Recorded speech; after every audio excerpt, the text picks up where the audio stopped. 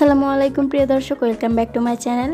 আজকে আমি আপনাদেরকে সাধারণ কিছু উপকরণ দিয়ে অসাধারণ একটা রেসিপি তৈরি করে দেখাবো, যেটা কিনে খেতে অসম্ভব মজার হয়ে থাকে। তো কিভাবে আমি এই রেসিপিটি তৈরি করলাম পুরো রেসিপিটি দেখে নিন। ইলিশ মাছের লেজের ভর্তা তৈরি, ইলিশ মাছের লেজের উপকরণ লাগবে, একদম মাওয়া ঘাটের স্টাইলে করলাম, দেখে নেওয়া যাক।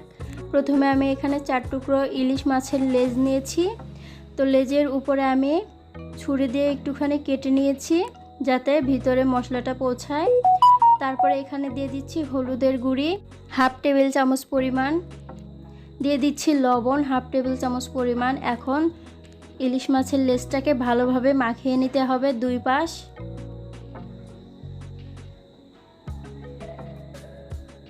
এটা মাখিয়ে নেওয়ার পরে আমি 5 মিনিটের জন্য রেস্টে রেখে দিব, তাহলে ভিতরে পর্যন্ত লবণটা ঢুকবে। তো বন্ধুরা, যারা আমার চ্যানেলে নতুন আছেন তারা চ্যানেলটিকে সাবস্ক্রাইব করে দিয়ে আমার পাশে থাকবেন। যারা অলরেডি চ্যানেলটিকে সাবস্ক্রাইব করে আমার পাশে আছেন তাদেরকে অসংখ্য ধন্যবাদ, এবং লাইক শেয়ার কমেন্ট করবেন। তো ইলিশ মাছের লেজটাকে আমি 5 মিনিট রেস্টে রেখে দিচ্ছি। 5 মিনিট পর আমি ভেজে নিচ্ছি। প্রথমে আমি কড়াইয়ে সরিষার তেল দিয়ে দিয়েছি 1/4 কাপ পরিমাণ। অবশ্যই সরিষার তেল দিয়ে ভাজতে হবে যদি মাওয়া ঘাটের সেই আসল টেস্টটা পেতে চান। তো এগুলোকে আমি হালকা করে দুই পাশ ভেজে নিচ্ছি, খুব বেশি কড়া করে ভাজতে যাবেন না। এই মাছটি ভাজতে আমার মিনিমাম 6 মিনিটের মতো লেগেছে। এক পাশ হয়ে গেলে আরেক পাশ উল্টিয়ে দিচ্ছি। ইলিশ মাছ তো এমনিতেই নরম, সেই জন্য এটা ভাজতে খুব একটা সময় লাগে না। এখন আমি এই তেলের ভিতরে দিয়ে দিচ্ছি শুকনা মরিচ। শুকনা মরিচটাকেও হালকা আঁচে মচমচে করে ভেজে নিতে হবে।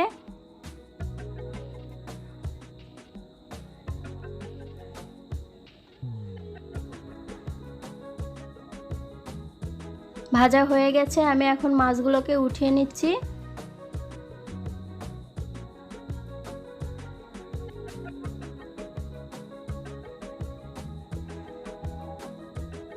দেখুন মরিচগুলো আমার ভাজা হয়ে গেছে, এখন সবগুলো উঠিয়ে নিচ্ছি।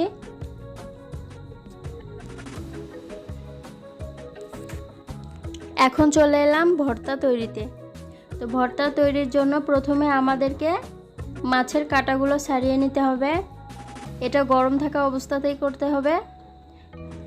মাওয়া ঘাটে দেখতে পাবেন ওরা হামানদিস্তার ভিতরে মাছগুলোকে থেতলিয়ে নিয়ে তারপরে কাঁটা বেছে নেয়। আপনাদের হাতের কাছে যদি কোনো হামানদিস্তা থাকে তাহলে আপনারাও সেইভাবেই কাজটি করতে পারেন, আর যদি না থাকে তাহলে আমার মতো হাত দিয়ে কাঁটা বেছে নিতে পারেন। তো সবগুলো কাঁটা বেছে নিয়ে ফিরে আসছি। আমার সবগুলো কাঁটা বেছে নেওয়া হয়ে গেছে। এখন আমি এখানে দিয়ে দিচ্ছি শুকনা মরিচ। ঝালটা আপনাদের উপর ডিপেন্ড করে, তবে এই লেজের ভর্তাতে ঝালটি একটু পরিমাণে বেশি দিতে হয়। এখন আমি হাত দিয়ে সবগুলো মরিচ ছেনে নিচ্ছি।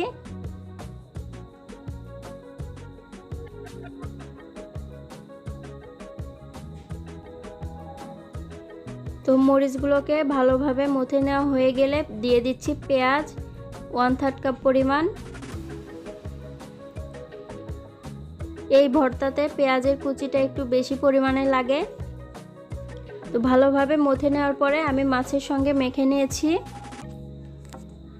এখন দিয়ে দিলাম লবণ।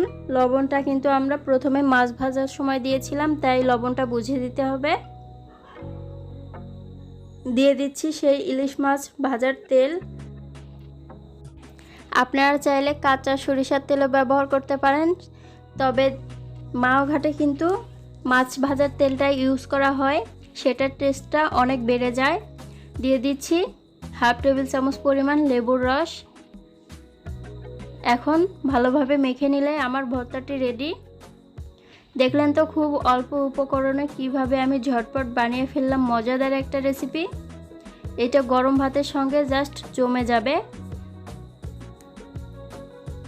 তো এইভাবে বাসায় তৈরি করে খেয়ে দেখবেন, অনেক মজাদার হয়ে এই ভর্তাটি।